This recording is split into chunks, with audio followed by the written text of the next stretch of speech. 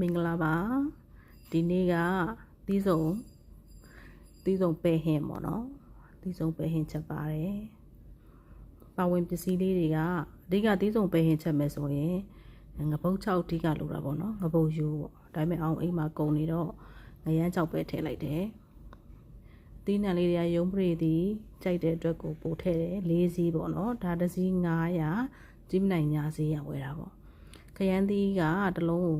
900ဒါလည်းတစ်လုံးထည့်မယ်ဘူးသီးလည်းတစ်စိမ့်900ဘူးသီးတစ်စိမ့်ထည့်မယ်နောက်ဓာတ်တလုံးသီးကတော့သူ့ရာသီစိမ့်မဟုတ်တော့ရန်အကောင်ကြီးမဟုတ်ဘူးတုတ်တုတ်လေးတွေပဲရတာပေါ့နော်ဒါ၄ချောင်းကို3000ပေးရတယ်တနေ့နဲ့တနေ့ဈေးလေးတွေမတူတော့လေဈေးလေးတွေတည်အောင်လို့အောင်ပြောပြပေးရနော်ခေါရခါသီးက900မုံလာဦးကတော့သီးလေးပဲထည့်လိုက်တယ်900ပဲပဲဥက2000ဘူးနွားရတယ်စားရင်မရဘူးအကျင့်မကောင်းအဲ့ဒါနဲ့နှွားပြီးသားလေးဝယ်လာတာပေါ့နော်ဒါကပိနေသည့်အစိမ်း2000ဘူးအောင်ကြိုက်လို့ထည့်တာ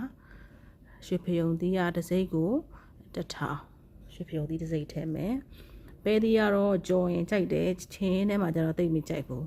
အဲ့ဒါနဲ့900တန်လေးတစ်စီးထည့်တယ်ပြင်းတော်သိန်းကသူများရင်တော့မခုပြတော့ဘူးဒီတခါတော့ဝယ်လာခဲ့တယ်အာလူကတော့အိမ်မှာရှိတာလေးပဲ3လုံးထည့်လိုက်တယ်အာလူက15ချက်သားလောက်ရှိမှာပေါ့နော်ကလယ်ပဲကတော့20သားထည့်တယ်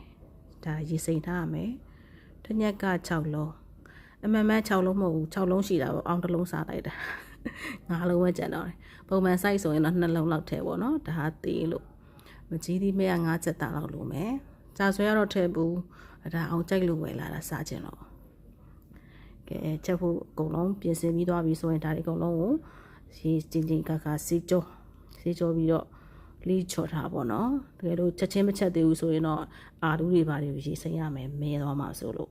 ပဲကိုတော့လွယ်ကူမြတ်အောင်ပေါင်းအိုးနဲ့ပဲအောင်ပေါင်းလိုက်တယ်ဒီနေလေးပေါ့နော်စက်သွန်ဖြူနေကိုစနေမုတ်ရောင်တင်မုတ်နဲ့စီသက်ငချောက်ရေစိမ်းထားတာလေးကိုထည့်တနည်းစိမ်းထားတာပေါ့နော်နောက်ပိတ်နှဲသီးကိုအမာဆုံးဖြစ်တဲ့ပိတ်နှဲသီးကိုအရင်ထည့်ပြီးပြီဆိုအဲ့ဒီကိုငပြားလေးနည်းနည်းပေါက်ပြီးဟင်းရွက်မှုတ်တစုံလက်ဖက်ရည်စုံတစုံနောက်ကြက်သားမှုတ်တစုံထည့်ပြီးတော့ဒီအသီးနူးအောင်အဓိကပေါ့နော်ငချောက်ကတော့ကြက်တယ်ဒီပိတ်နှဲသီးကတော့နည်းနည်းချက်ချိန်ကြာတာပေါ့အဲ့ဒါလေးကိုအရင်နူးအောင်9မိနစ်လောက်အရင်တည်ပြီးပေါ့နော်သူတို့ဆူလာပြီးဆိုရင်မာကြောတဲ့ဟာလေးတွေကိုအစင်လိုက်ထည့်ပြီးမာတာလေးတွေအချက်ကြာတာလေးတွေကိုအရင်ထည့်ပြီးမှာပါအစင်လိုက်လေးပေါ့နော်